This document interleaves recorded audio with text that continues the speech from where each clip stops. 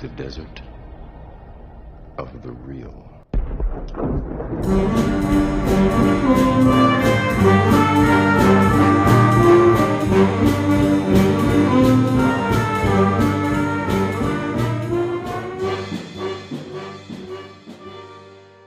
Welcome to Desert of the Real, a movie podcast where we make Jason watch movies he doesn't want to watch. I am your host, Ryan Hudson. I am the co-host, Jason Dietz. I am sure our listeners, our beloved listeners, are going to have a lot of hot takes about your hot takes. Okay. Is my thought. Because I said in the last episode, I'm pretty sure you were going to like this one. Yeah, you were wrong. I was so wrong. So wrong. Go ahead. I think before we get to the summary, I don't know. Do you want to tell us some of your initial thoughts about what you witnessed in Captain America, the First Avenger? It hurt. That's all I have to say to begin. Yeah, this is your least favorite one. Yes, by far. And this is in a series that has the Incredible Hulk and Iron Man 2 in it. Yeah. That doesn't I make actually sense. liked Iron Man 2 okay. Yeah. This one was terrible. The cinematography was terrible. The acting was terrible. The logic of basically anything that happened in the movie was terrible. The the villain and his Play-Doh face was terrible. I can bear so much, but the villain, the ending was terrible. Everything was terrible. Oh my gosh. I gave it 1 star because of the presence of Tommy Lee Jones in the movie, even though Tommy Lee Jones can't actually act and he's always just Tommy Lee Jones. Oh my God. But I like Tommy Lee Jones. Okay. But he can't act. But I like him. You liked one thing about this movie, and it was Tommy Lee Jones. Yes. Yeah. That's pretty much it. Yep. You know what's funny that you say that this movie didn't look good? I might be wrong. I need to address a couple things I've gotten wrong in the past. But the first thing is I think this is the first MCU movie shot on digital, because Iron Man 2 and I believe Thor was shot on film. And I think from here on out, digital the whole way. Okay. Which is important to some people. Not really me. I know a lot of people get really bogged down in different cameras and even lenses being used for filming movies because it changes how scenes are shot and stuff. And a lot of people get really passionate about when movies get converted from DVD to Blu-ray. People will compare stills and scenes from Blu-ray conversions from when they were shot, theatrical release, because sometimes it makes a difference. And I'm not one of those that are passionate about it. Anyway, I need to address, pointed out from a friend of mine, that in The Incredible Hulk, they tease the villain with the big brain, and I said his name was Sasquatch. That is not his name. His name is the Leader. Okay. I mean, he never comes back. He never comes into play, but that's who the tease was. Oh. Also, I think I got this wrong. Disney buys Marvel, all of Marvel, before Iron Man 2. But the film distribution rights went to Paramount for Iron Man 2, Thor, and Captain America. So they had to be released through Paramount. And on Disney Plus, it still says Paramount with those flying stars and stuff. But it's not until Avengers. Avengers is the first movie that does not have Paramount and all that stuff. Anyway, I like that type of stuff. I get interested who owns what and the logistics and rights and things there. Anyway, I wanted to set the record straight. Our listeners demand authenticity, perfect correctness. Okay. All right, speaking of politically incorrectness, tell us about the summary. Little wimpy dude wants to go to war for some reason, and he gets kicked out and kicked out and kicked out. And finally, this, I'm assuming, Jewish German scientist recruits him to get injected with blue Kool-Aid and shot with Vita rays. Oh my gosh. And he suddenly grows 2 feet, and his entire body proportions change and he becomes Captain America. Okay, so then they decide that the best use for this superhuman being is to perform on Broadway. And so he goes around performing on the stages and saying buy bonds and knocking out Hitler. And then they decide to send him over to the troops for some reason. And then he finds out that his best buddy gets taken by a evil megalomaniac villain guy. And Captain America decides that his Broadway days are over and he's going to go rescue his friend and the squad. So he goes by himself. He takes with him his very bright American flag shield, and he somehow sneaks all the way through the megalomaniac evil villain's base. It's nighttime. With his glow-in-the-dark shield. He finds the people. Meanwhile, frustrating things. Red Play-Doh Man guy gets this box. And out of this box, he gets enough power that he can put crap in every weapon that he owns. Yeah. And these weapons freaking disintegrate crap sometimes. Yeah. Other times, they blow crap up. Okay, so then we enter my favorite part of this, which is Captain America's slow-mo battle scenes. I literally thought that I was watching an episode of One Punch Man because it was so ludicrous that he's like jumping off in this slow and crap. And then Play-Doh Head, I don't even know his name. Red Skull. Okay, Red Skull. Can you describe what he looks like? Okay, I did. Play-Doh Head. Okay, anyhow, so decides that, he's going to try and kill all the people. He fails, and for some unknown reason, he just decides to blow up his entire operation. I don't know why. Nobody knows why. It doesn't make any sense. And the whole thing is blowing up around him, and he's still there for some reason, for long enough to have a confrontation, a very dramatic confrontation with Captain America on the other side of the explosions. Then he gets in his flying wing thing. And then Captain America's, I don't know, like flies across the space or something, grabs onto the thing. It's like a 30-foot jump. He's got super enhanced power. Right. I don't know if you missed that. I think he used the Force. And so he gets there, he climbs up in, we have this enormous battle, and then he crash lands the Black Wing, and then somehow survives being frozen solid for 70 years. And then they find him, and they resurrect him, the end. There you go. I think people like hearing your ridiculous statements. Okay, what of that was ridiculous? Summary is over. Okay. Give me the ridiculous. I can't believe I have to explain this to you, but this is a comic book movie. Oh, I thought you were going to say this is a comedy. If it was a comedy, then I would be like, that was hilarious. So Vita rays don't actually exist. Guess what? What? Gamma rays don't actually exist either, the way that it's used. And also, vibranium. What is doesn't? Oh, I forgot vibranium. Yeah. My bad. What? In the summary. No, well, it's not. So here's a fun fact. In the comics, Captain America's shield is vibranium and adamantium. Do you know who else? So has Wolverine's claws. Wolverine's are in claws. his shield. They didn't have the rights to adamantium. So it's just vibranium. It's just vibranium, another metal that doesn't exist. So, and we'll see come up later on. We'll have to talk about the shield at some point. No, we will. There's actually some things to talk about. Some fun history facts. There's about also the shield. a lot of bull crap. No. Okay. But anyhow, you go ahead. just Sorry. have to accept that the shield will not obey the law of physics. In fact, a later movie literally points this out because it's just a thing that is happening in front of our eyes.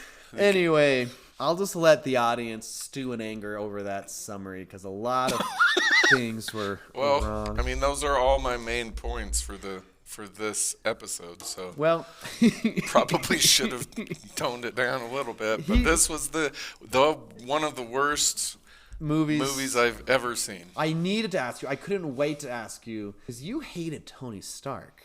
Yes. But I'm like, we need an arrogant guy because we have Captain America, who's the Boy Scout guy, everything is right guy. Yeah. So how does it make you change your opinion on Iron Man? No.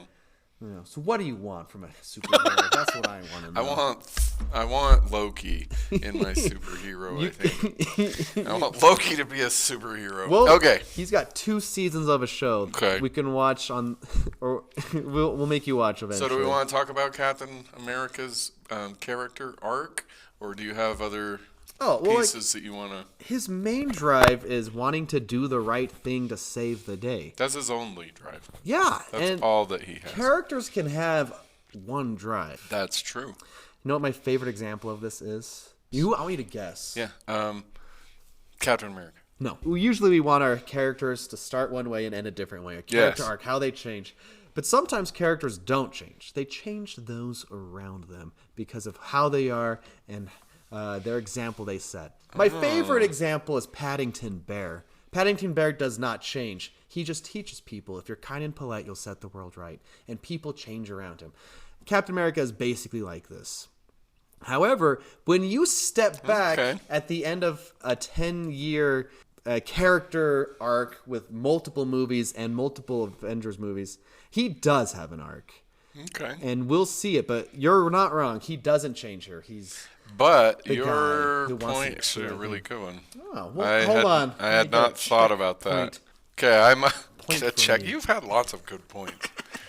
But yeah, I can. Okay, Oh. so that might change some of my opinion of this. I hadn't thought of that. Me That's a good neither point. until just now, but but just rest assured that's where he starts now in 10 movies. Are you excited to see? Did it pique your interest?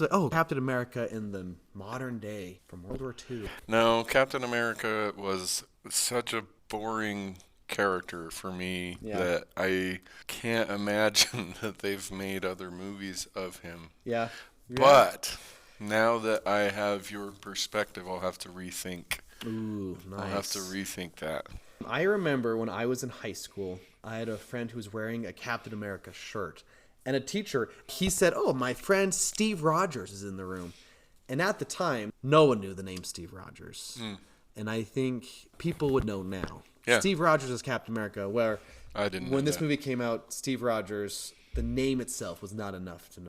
Something I thought was kind of interesting is the fact the very, very beginning in the Antarctic, they see the wing. They go in this thing like, what is this place? I was like, are they doing an alien spaceship Yes, takeout? I was yes. like, what is this? I was Are they hopeful. Are they trying to trick us I here? was hopeful. Actually, before we move on from Captain America as a character, per your request, I'm going to be adding the philosopher of the real or whatever. It doesn't work as well as the real. dessert of the real, Yeah. but Aristotle had a concept of happiness called eudaimonia. Eudaimonia. How do you die? Monia. Which was actually ironically the opposite of what it sounds like. But basically his idea was that happiness comes from good character. Oh. And so Captain America seems to be the paragon of eudaimonia. Even to the point that Aristotle believed that eudaimonia was not restricted to this lifetime. So that part was actually really interesting from a philosophical perspective at the end when Captain America basically resurrects. Yeah. The fact that he didn't get his date was impacting his eudaimonia after his death. So that part was actually kind of cool. So if they were trying to give us an illustration of Aristotle's concept of character-driven happiness, they hit the nail on the head. That's awesome. So that is the philosopher of the real. I like that. Also, here's something. Man, it's going back. It's fun to go back now, but I forgot that there's that direct correlation from Thor and Asgard to this movie with the Tesseract. And also, Which is what? The Tesseract was the cube. Oh, the little loaf of bread Yeah. sized. And I know if you read comics, you were annoyed at all the new Marvel fans calling it the Tesseract because it was supposed to be called, or originally called, the Cosmic Cube. But it's the Tesseract now, and it'll be back. Oh, will it be back? Because it makes a lot of sense. Yeah, it's just an Not all-powerful at all. cube that if you look at it, it affects you. You hold it, you die, or whatever happens. And you wave Red it at a Skull. gun, and it turns into a disintegrator ray. Yeah, it's a source. something. Okay, it doesn't. It's I not don't too like- much of a stretch to say here's a power source. Let's put it into a Okay, gun. okay.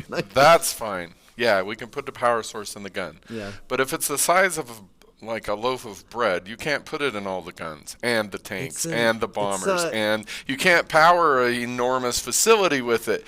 It's You have a so limited. powerful. No, that's bull crap. It's the most That is bull powerful. crap. That is bull crap. I don't think it's the Power Stone yet, though. I think it's something else. So yeah, I had a huge problem with the little blue bread loaf. Okay. It made no sense at all.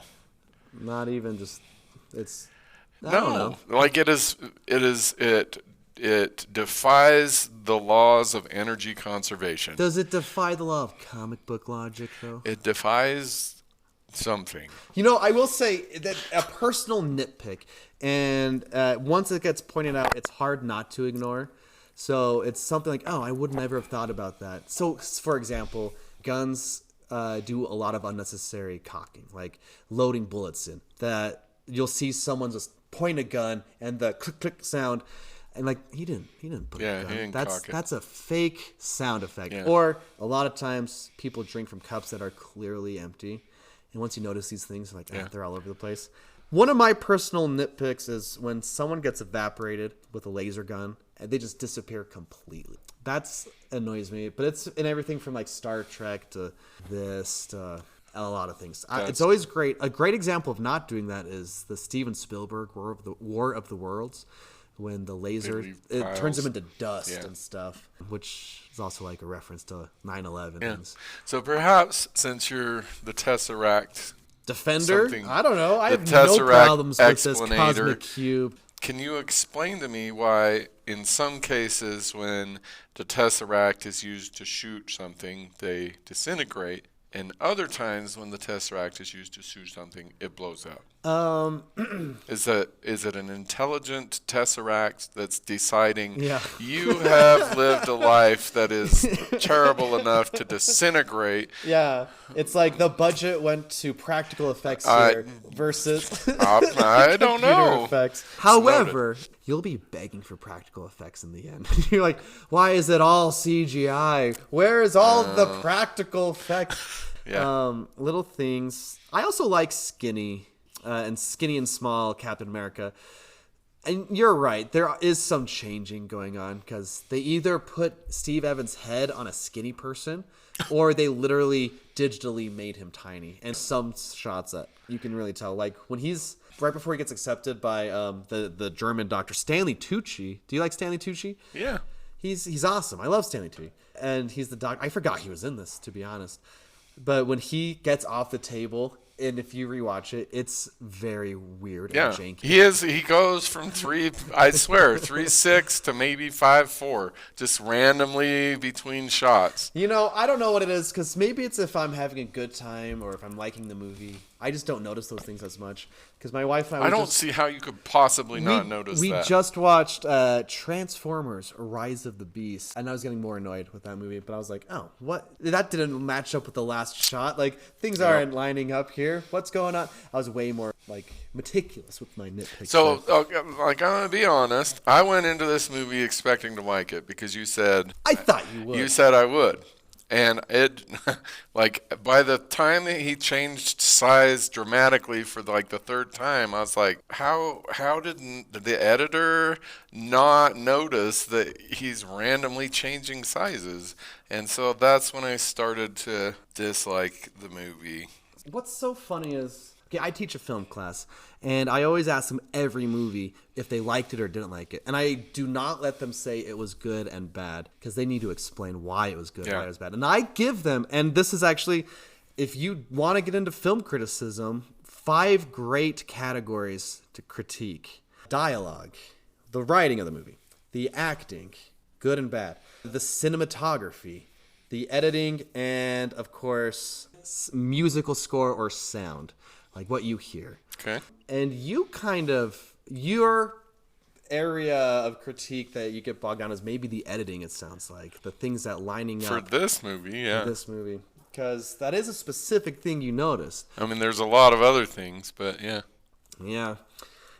Here's why I thought you would like it. But what are your thoughts on The Rocketeer? I watched that a couple of times a long time ago. It seems like I liked it. Because this movie is directed by the same guy, Joe Johnson. Joe Johnson was responsible for a lot of iconic movies from the 90s. Movies like, oh yeah, it's of course that type of movie. Like, for example, Honey, I Shrunk the Kids. And maybe Rocketeer, but like Jumanji. Oh, yeah. Oh, and he's kind of like a discount Spielberg in a way. In fact, he's directed some of the young Indiana Jones stuff. He directed Jurassic Park 3, which isn't great, but No. then he did Hidalgo, The Wolfman, and then Captain America, The First Avenger, a movie I've never heard of after that. And then The Nutcracker and the Four Realms was his last movie. Did you even hear about that one? No. You didn't go to the Four Realms? So after Captain America, they were like, yeah, you're done. Yeah, for some reason he. Well, I can tell you why. he kind of stopped. But here's the thing, and this isn't an original, and I want to just highlight that I didn't put this connection myself, but there are some distinct correlations between The Rocketeer and this movie. In fact, it's almost kind of like a remake in a way. Huh. Rocketeer is a love letter to movies that came decades before Joe Johnson was directing movies. Look, when he was a kid, he's probably watching movies that had American gangsters in it, or had like like the Robin Hood, the bad guy's like the actor who plays Robin Hood type thing. So it's like a love letter, a highlight of that era of Hollywood. And then fast forwarded to like 2011 when this movie came out. It's the same thing, but I was getting, once again, big Spielberg vibes. Like, it seemed kind of, to me, reminiscent of, like, Indiana Jones. With the music, Alan Silvestri, who's done, not Spielberg movies, but, like, Back to the Future, that Spielberg hands-on stuff anyways. The soundtrack sounded very Spielbergian to me. Okay. A lot of, I guess, action hero set pieces, fighting Nazis even. Right. If you would. So it seemed like a love letter to a couple decades earlier type of action movies. Okay. And I'm going to agree with you. The good thing that I like that you did not like. Okay. I thought you were going to agree with me. Well, I am. Oh. I am. This movie is unabashedly sincere. In fact, it's the most sincere out of all of these Marvel movies. Meaning sappy? I guess so. Okay. Like the intent of a good guy doing the right thing for the good reason to give you good feelings. With no flaws. With no flaws. Like not Captain America, Iron Man. The commercial for Iron Man said, "Real heroes aren't born, they're built." I remember that. Okay. And Hulk is just an average action movie, Sub-average. Yeah, exactly. Captain America, Iron Man 2 is more of like the same of Iron Man 1. Right. It's like, this is a cool guy. Just a better version. Right. Of Iron Man. And then Thor is just literally the hero's journey. It's fantasy. It's every single step of the hero's journey type of thing. But this movie feels like it's trying to bring back that romantic feeling of old classic Hollywood. Like when there was only 5 big movie studios, and they had to obey the Hays Code, and there was no inappropriate things in the movie because it was literally against the law, that type of thing. Like the 50s into the 60s, it was things, or maybe in 40s, 50s, and it's like similar to Rocketeer.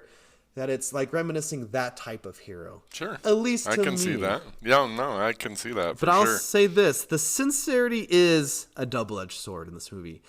You didn't like how Captain America had no flaws, and I can see that. I'm like, part of me rolled my eyes. I'm like, okay, let's... Yeah, but I like I said earlier, I might change my opinion on that after I think about your take. Yeah.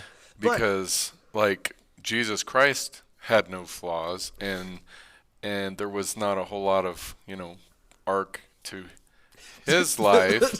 the Jesus Christ arc. And yet, he has this huge impact. So I might retract my objection Yeah. to him not having it. It just also leads to some comedy. Like, who are you? Captain America. You know? That's the type of stuff where how he interacts with people. Like, or I can do this all day, you know? Yeah. The I can do this all day attitude. That's just like who he is, and he doesn't understand. The world is... Well, not saying... Maybe he understands. He wants to go to war. Not to kill people, which was a conversation I liked a lot. It's like, I don't want to kill anybody. I just want to do what's right. That's why he has a shield. It's a very defensive weapon. It's not like a shield. Yes. He does use a gun. Don't get me wrong. Yes. But his main weapon is a shield, which Yeah. blocks, protects people. Everything, yeah. And it can. It's a frisbee. It's a. So can we boomerang. can we talk Let's about the talk shield? about the shield. Okay, problem one I had with the shield.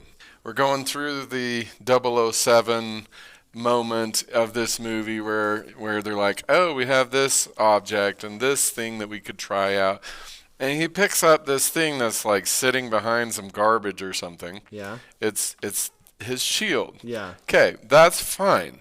Except for the guy, whoever the guy is that's showing off all of his stuff, he's like, that's made out of vibranium. The rarest metal on Earth Yeah. is sitting behind the garbage. Yeah. Okay, problem one. Problem two is, and we just decided to make it into a prototype shield. Okay, so the rarest metal on Earth, they made it into a prototype shield that they stuck in the garbage. And okay, so great. So, problem three with the shield. Problem four, it's a boomerang. Yeah. What's Okay. wrong with that? Well, okay, I don't know if you've ever thrown a boomerang in your life, but boomerangs are not conical. They're not round. And there's a reason why boomerangs are not conical or round, because if it was, I don't know, shaped like a frisbee, it would probably fly like a frisbee It does. and land over there. Have It you hits a ever person, it flies have back. you ever in your life thrown a Captain America frisbee? can just see where he needs to throw it to bounce back. Oh, I that's don't know. horse crap. Um, So you've never thrown a frisbee. I've thrown a frisbee. No, not like this, because you've never thrown a frisbee and then had it come right back to you, ever, in your life, unless you were in a hurricane. Okay. So, Okay, so the shield thing. is Here's the thing. 100% bullcrap. Iron Man has a suit that can do all sorts of things. That Hulk makes gets sense. Angry and turns into a giant monster. Thor has a magical Doesn't make hammer. sense. Thor is a god. Captain America has enhanced abilities and has a shield that comes back. That's just No. what you have to accept. No, I don't. That makes no sense. I don't know. Do you know the principles of vibranium? Maybe it makes you know what vibranium works. The rarest metal on Earth that we're Yeah. going to make into a shield and toss over here with the other garbage. I have a fun fact about the shield. So, the beginning of the movie, well, I kind of like, before I get to my fun fact, he picks up, like, the car door when he's big for Yeah. the first time. And that's kind of where he gets the idea of to Right. use a shield. Then he gets the different shaped shield at first. And because in the comics, that's what he had at first. But they had to change it because another comic series claimed the rights to shields that looked that way. And you would never guess what comic it was, because, no, you would never guess. It's Archie Comics said that they had a shield that yeah. looked like that. And for those who are young listening to this, Archie is Riverdale. Jughead and Archie Yeah. and all of those. And I know it's Riverdale now, but it used to be... It's still a comic, but it, Yeah, it used was to be huge, like a huge band, comic. like old cartoon and stuff. Anyway, so that's why it became a circle, and then it helped them out because the circle shield became more iconic as a comic book. Okay, you're not wrong. I like Tommy Lee Jones in this movie. He's got a lot of great lines. He does. The "I'm not kissing you," Yeah. I think was great. What's funny, here's what's funny about time, is I remember the scene when he throws the grenade and Steve Rogers gets on it, and that's what proved that he needs to be the guy. At the time, I was like, oh, I wish the trailer didn't show that scene to us, because that seems like a spoiler, and that would have been a nice moment. But now it's like, oh yeah, you don't watch trailers for old movies. You didn't see the trailer for that. No. You had no idea it was coming. And it's like, oh yeah, that's the thing that happens. But at the time, I remember thinking like, wouldn't that have been a nice moment that got spoiled by the trailer? But time just slips by and just keeps trudging along, and we have these things that don't even matter anymore. Yeah, like Captain America. Yeah. Hey, that's kind of what the movie is about, right? He's an doesn't ancient matter. relic. Yeah. In a different time. At least. Anyway. All right. All right. Let's move to the problems with the serum. What problems? What are you talking about? Well, okay. I mean, I get that we have to suspend some logic Yeah. for the superhero universe. And so the blue Kool-Aid and the Vita rays, whatever. Okay, whatever. So my problem with the serum is Tucci dies, and they don't know how to make more serum. Yeah. That's why he's the only one. That's garbage. Why? There is no way that he had all of the knowledge about all of this just in his head. Yeah. None of his assistants knew Helped anything. out. None of anyone. He just, in his own little head, in his little lab, he put together this little blue Kool-Aid. Yeah. And he only had the one, and he injected it into this guy. He dies, and it goes. Like, that makes zero sense to me. Well, I don't know. No sense. What? Maybe he just didn't want anyone to know about it. Maybe he knew it could get into the wrong hands. That's like when Bucky Barnes gets rescued, he's being experimented on. And it also sets up all different ideas in later movies about the super soldier. We can never remake the super soldier. Why? Because the guy died. I don't know. No, see, that's what. Okay, so for me, that's a logical flaw. Okay. There's no scientist on the planet that does not have reams and reams of notes about all of their experiments, all of the things they tried, everything. There is no way. You're not wrong. No way that they can't reconstruct this serum and make 100 million Captain Americas. The only reason they don't is because they want Captain America to be a superhero in the frickin' Avengers that are coming up. Yeah. So that is I guess bull it's crap. just not an issue for me. How can that not be I an don't know. issue? It's like, oh no, because oh no, whoops! he died. You're the only one. The recipe's lost with him. For me, I'm like, yeah, It's like it would be like Iron Man being the only Iron Man. he is. He's not the only Iron Man. There's a lot of other suits. You know why? Because he kept records of what he did, and he tried it out, and he made other We already suits. went over this. We saw people trying to duplicate it in Iron No, Man 2. because there's okay. Anyhow, he's not the only one. There's like 4 suits. I saw it in the movie. Anyhow, so Anyway. that's my problem with the serum. Okay, that's fine. Okay, first off, Haley Atwell plays Peggy Carter, who actually has a mini TV show I've never watched that was on ABC and stuff, because her characters kind of became popular. Let's see, a super spy kind of start S.H.I.E.L.D. This is the beginning of S.H.I.E.L.D. Tony's dad helped start S.H.I.E.L.D. That's kind of fun. That is cool. And now Haley Atwell's in Mission Impossible, which is awesome. Do you like Toby Jones? He was the assistant to I Red love Skull. Toby Jones. Yeah, I thought he did really Not good. necessarily in this movie, but really? I love him. You need to watch a movie called First Cow, which And is... you need to watch a movie called Kaleidoscope. I did watch Kaleidoscope, Oh, you did? but the wrong one. I watched the Oh, TV whoops. series one.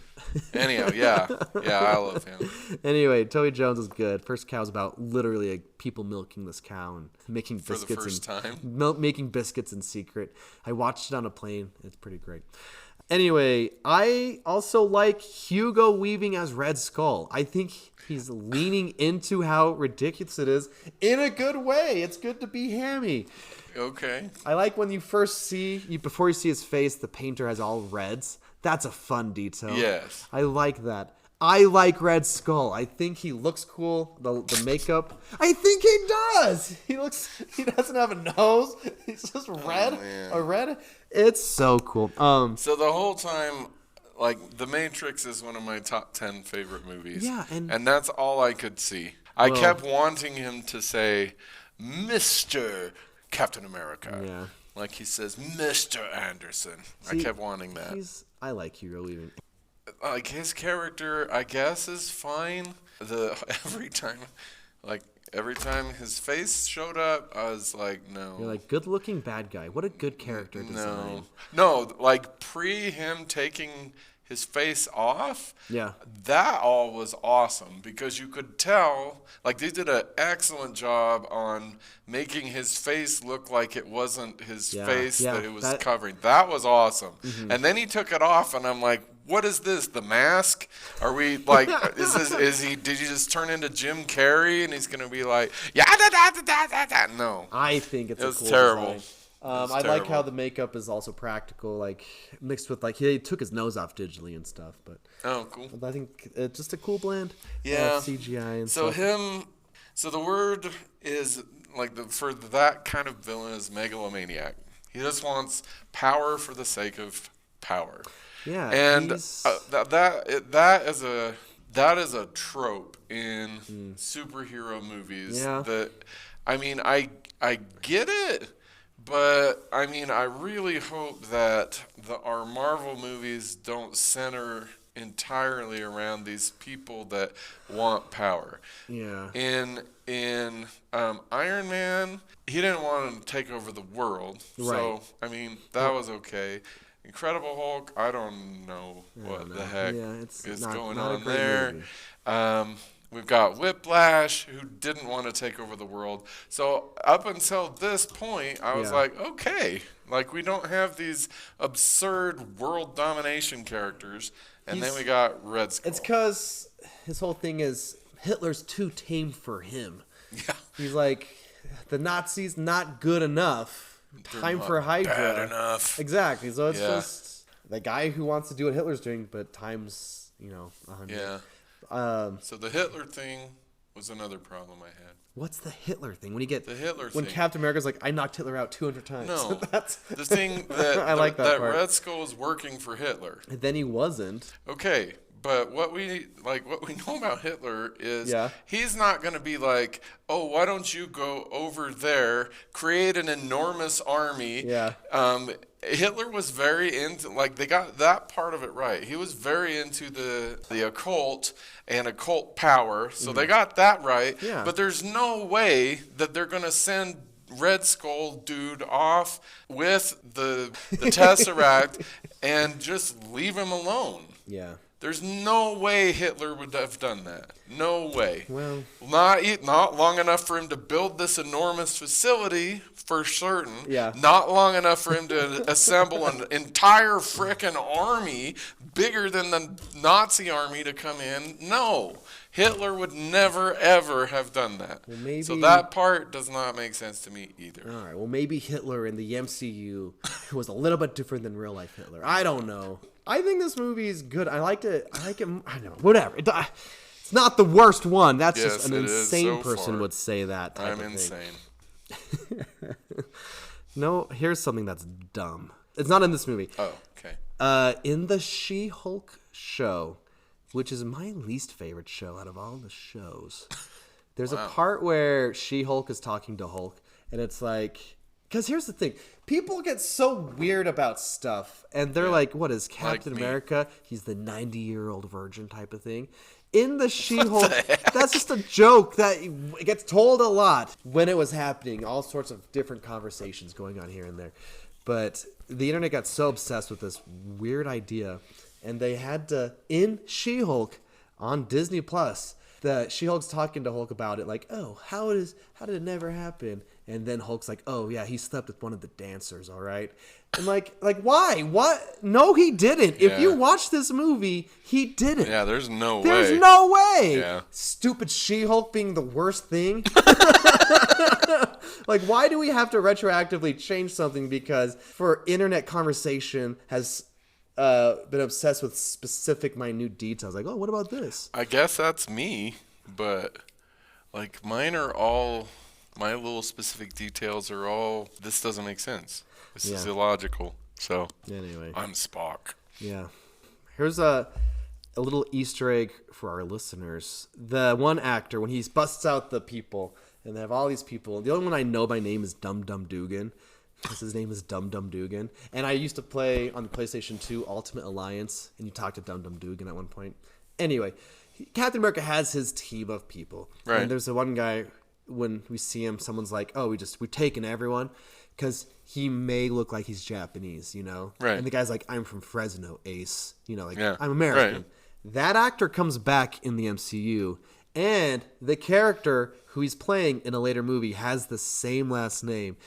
let us know if you know where you see that actor again with the same last name. Obviously not set in World War II. So that's a little thing for our listeners. Cool. Anyway, so you know what I think? Red Skull. He's campy. Yes. Campy is good. It would be if the rest of the movie was. The movie's kind of campy. Well, okay, that's fair. That's fair, but it's not embracing its campiness.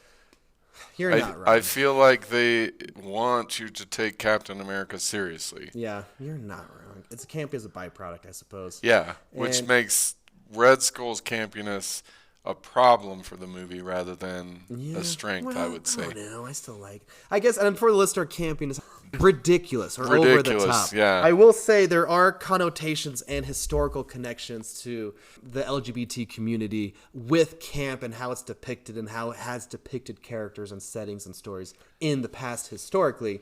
But for the most part, camp just means over the top or ridiculous. It's ridiculous. So Red Skull is ridiculous on purpose, is what you're saying? No, I don't think it is. Oh. I just think the fact that it is campy and it's hammy. He's like Yes. he's a mustache twirling villain and Yes. it's good.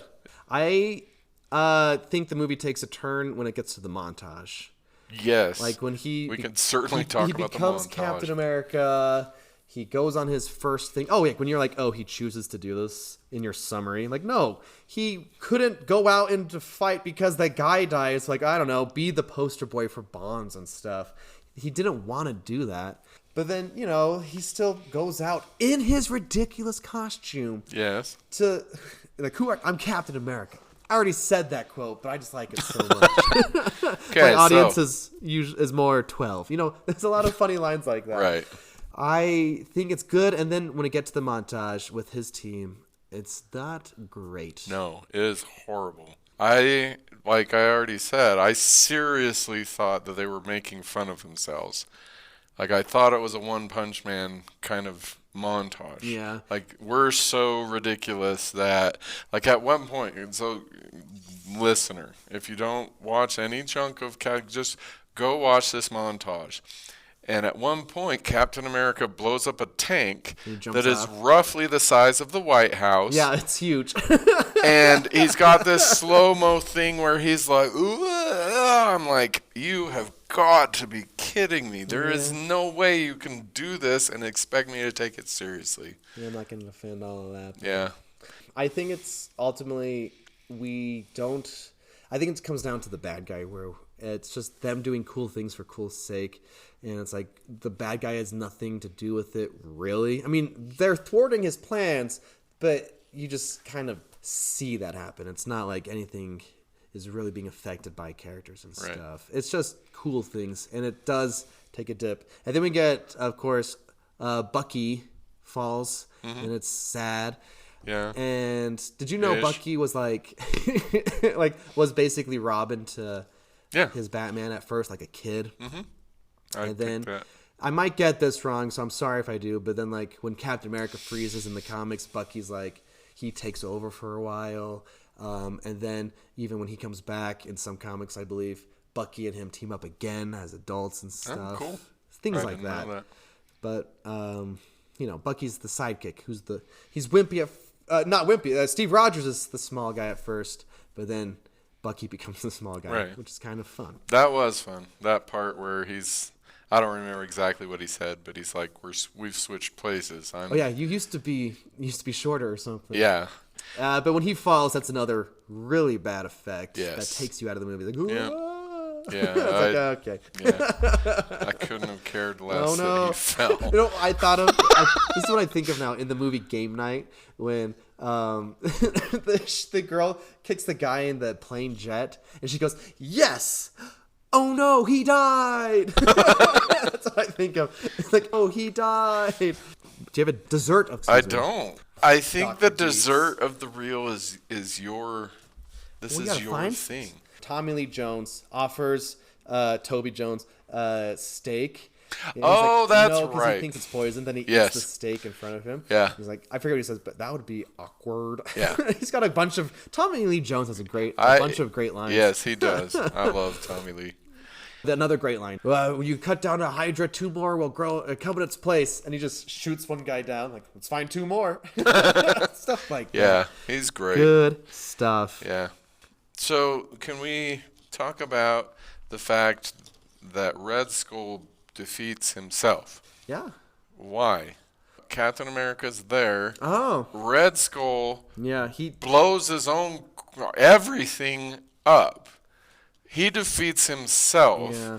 And Captain America just kind of stands on the other side of the exploding crap and watches him take off. Why? I guess it's so that Captain America would also go down, I suppose. But I don't know. Red Skull wants to take over the world. Yeah. He has all this crap, all these guns, all of this power, all of this stuff. Yeah. And Captain America's fighting his guys in the, the foyer or whatever it is. And he's like, I guess I'll blow everything up that I've worked for the last X years. Yeah. Why? I don't know. Well, he kind of has that attitude earlier on when he sees Captain America and he blows up the factory at first. It's like, what are you doing? It's like, our forces aren't matched. That's Captain America. Or whatever he says. I don't know. He kind of has that attitude of like he knows when he's defeated and he's willing to accept He's not it. defeated. I don't know. He's got the Sinnoh That's a good point. blasters. You're right. This movie's bad and awful and no one should watch it. Okay, thank you. We can close now. There was so many things that didn't make any sense, and then it finally ended. So I liked the end. Like, despite the fact that he should be, dead. When he wakes up in the... Yeah. Like, that part I Norway. really liked because they're trying to acclimate him. And I even kind of liked the Nick Fury thing, kind of. You have And the most insane actors you don't like. How do you I not just don't like actors that don't act, except for Tommy Lee Jones. I like Tommy Lee Jones. Fun fact, that ending scene is filmed at like Times Square, which is super hard to do in real life. Oh, that's and cool. also, it's so crazy to think this series becomes this thing where it's like, oh, people aren't even filmed on the same set. Like, there could be 2 people filmed in a scene, but one of them could be filmed later on in a set somewhere else, and you wouldn't know unless you knew. But that's really Central Station, not Central. It's New York. It's all New York if you're not from New York. It's the whatever it's called, Times Square. That's cool. Which is cool. He looks around, you see all the plays, you see all the stuff. I have to tell you a story. When this movie came out, this was the one that came out in summer, and Thor came out earlier. I was just doing Trek, which was this thing where in my church you dress up as pioneers and pretend to go push a handcart and all these things, and you're out in the sun and you're, I don't know, doing stuff. The day that it ended, it was like a big party at the church or whatever. Mm-hmm. And my brother and I and our good friend were like, you want to leave and just go see Captain America? That came out. So we left. We were all like freshly sunburned, and we're in the cool theater seeing Captain America for the first time. And then you stay for the end credits. You stay always for the end credits. Some people do, yeah. Well, you're supposed to. And also, on a side note, I like to sit in credits, let the music or whatever, you have to soak in the movie you just saw and reflect on what your thoughts are on it. Anyway, so that's why I like that Marvel forces people to stay the whole time. I like that. But the end credits for this movie is just a teaser for Avengers, the movie that comes out next year. Right. And we lost it. We were out of our minds. We were yelling. We were so excited for Avengers. Because it wasn't until we saw Nick Fury in the first Iron Man, like, what are they going to do? Is this going to be Avengers? Ultimate Alliance? What is this? And like, oh, we're assembling the team. It was a moment to live. That's cool. Avengers. And it was like an experiment. And we'll talk about it next week and stuff. Because there's never been really a movie that's done this. Like, here are 4 or 5 movies that you need to see, and they're all going to be in this other movie. Yeah. It was the first time, and it's set an annoying trend in Hollywood to try to recapture that. But I That'd be remember cool. yelling and cheering. And I should note, because we didn't see it opening day and stuff, it wasn't like a crowded theater. It was like a week removed or whatever. Oh, okay. I don't know. I don't want people to think I'm too annoying. Did you hear the Wilhelm scream? You know who Wilhelm is? Yes, I did. Actually, my son pointed it out. You watched this with your son? I watched it with, actually, I think my whole family What that's did home. they think? Um, Maybe we should get them on the mic. Get some- yeah. They all hated it. So these kind of things that we talk about on here originate when I watch a movie, and so my kids sometimes don't watch movies with me because they know I'm going to critically analyze the film. But I will say that my kids, this is not their favorite Marvel movie. It's not even close to their favorite Marvel movie, Yeah. even before they watched it with me. So It's not mine either. And then, in fact, it's probably my least favorite out of the three. Because each hero gets 3 movies, except for Hulk. He only gets the one. And Thor gets a bonus one. Thor gets 4. I want to point something out. I want to sound like I know what I'm talking about to some degree. And, you know, it may seem like on this podcast all I watch are Marvel movies, but I watch all sorts of movies. I watch anything and everything. Artistic and stuff. But I almost hate to say this. I have a degree in film and media studies. it's not just a degree. He has a master's. Yeah. Master's degree. So I kind of alluded to this way earlier, but something that I can't help but think is when I watch these older movies is how the internet reacted to them as they were coming out.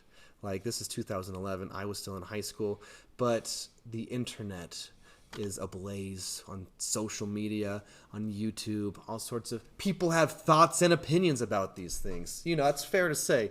In fact, I was going to ask you, what do you think? Is this too long? Is this going to be a long episode? Yeah. But I wanted to talk about this. Okay, let's talk about it. I'm here for you, Ryan. I guess we can wait till next week. No, let's talk about it now. The moment is now. Yeah. What do you think the first truly online series was? Like, the series of movies that people on the internet talked about with each other. I mean, arguably, since the 90s, there have been chat rooms here and there. Sure. The people were mad about casting on Lord of the Rings before the movie came out because it didn't fit what the book said. So not Lord of the Rings. Pre-social media. No, Lord of the Rings is the pinnacle of this can't happen again, where people can get so angry about specific things for everyone So to what see. was the first one? It might be this series in a large part. This one? It might be. Because 2008, the first iPhone came out in 2008. You know. How do you know that? Because I was there, Dr. Oh, okay. Deets. Well, I was too, but I was there. There's a good case. And social media, like Facebook, was it 2005? Or maybe 2005 was YouTube, and Facebook was later on too. Now I'm getting these dates mixed up. Anyway, there's a good case that this is the first series where if you had a strong opinion, you said it on the internet, and people listened to it, or got mad at it, or reacted to it. right. There's something called media convergence. Yeah. What's media convergence? You're probably already aware. I probably am not, but I can infer that it's something like groupthink. Yeah. Okay. So this comes from an article by Henry Jenkins. He comes up with this idea. So this was actually 2004. So before social media, really. Cutting edge. He says, in the foreseeable future, convergence will be a kind of kludge, a jerry-rigging relationship between different media technologies rather than a fully integrated system. Meaning how as technology progresses, this technology is going to influence that technology. And if you apply it to, like, I don't know, Hollywood, how, like, people use technology, small technology, let's say on your smartphone, like TikTok, like YouTube videos, like rants on Twitter, might influence bigger things like Hollywood. Sure. And we're seeing that and have seen that happen, this media convergence. He says the emergent knowledge cultures never fully escape the influence on the commodity culture any more than commodity culture can functionally fully outside the constraints of territoriality. Basically saying this little thing is not going to take over. Right. It's going to merge, you know? Mm-hmm. And the other thing I wanted to say, because I just wanted to, it just reminded me of I was watching this, because I was thinking of dumb internet videos as I was watching this movie. Because big things when I was in high school that are kind of still big, like YouTube channels like How It Should Have Ended, Cinema Sins, or Honest Movie Trailers. Like, let's make fun of this movie type of thing. And a paratext is just material that surrounds a published main text. So when a movie comes out, paratexts are like everything I'm just saying, YouTube videos or things that are like, hey, let's talk about this thing. And each paratext has its own audience, has its own culture. This idea of things come out, when something big comes out, little things come out that have audiences. And there's like blogs, there's micro blogs. Things get made about the main thing. And I guess my main point is MCU was, I think, the first of its kind, or the main thing of its kind, where it's like you can't escape all these little things that pop up when one of these comes out. And my brain still remembers all these dumb jokes from internet videos about this movie. Like when Captain America, in How It Should Have Ended or whatever, he's crashing the plane and Peggy's like, is it going down in flames? Like, no, I got control over it. Are the bombs, can you dismantle the bombs? They're actually like not on a timer or anything. In fact, you can fly them. Like, what? Just fly the plane back here. Like, it's so sad. You know, internet jokes. And I think media is just connected to this type of stuff. Not to you because you're older and you weren't watching YouTube videos. Yeah. But for my generation, millennials, and especially Gen Z and Alpha now and stuff, they're born with iPhones in their hand and TikToks and like, oh, did you know this fun fact about this movie? Yeah.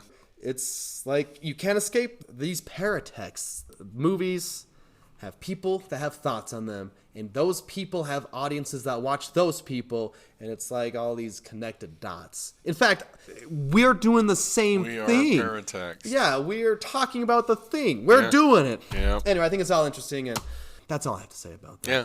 So do the paratexts, do you think, influence the future texts? Yeah, in fact, the article I'm kind of basing this off is by Mia Consolavo, where it's about video games and how video games, it's easier to see and fix things in real time, especially online games. Like, oh, here's something we can change in a game that exists because people are mad about it. Yeah. But I think games do this, or movies do the same thing. In fact, there was a time when, like, I don't know, video essays come out, like, why do Marvel movies have a gray color scale? They need to be colorful. And like people, oh yeah, look at that. And people like, yeah, look at that. And then I think they've kind of corrected that. Like the later ones are like, yeah, look how colorful this movie is. People just point out things. And I think Disney listens. And there are other examples, like, and there's a show, Westworld, where a Reddit thread was like accurately predicting where season 2 was going to go. And they made changes because of internet predictions.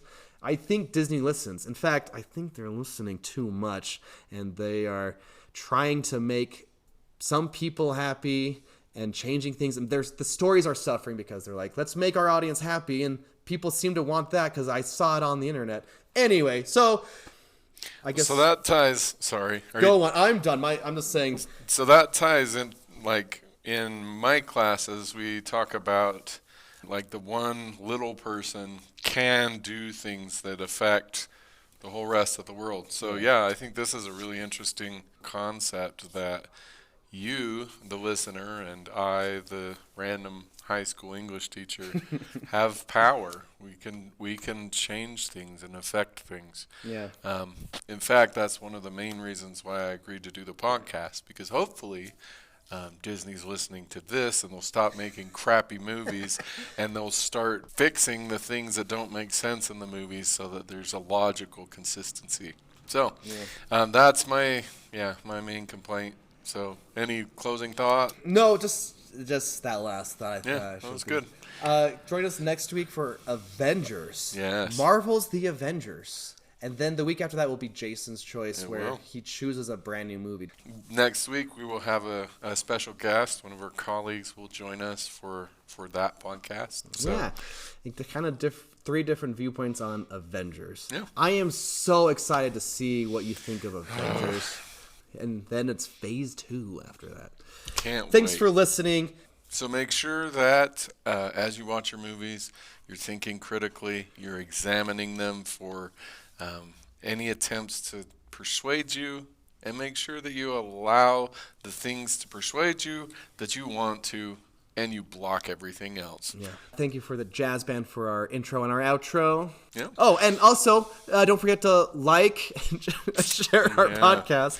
You're the best. We love you.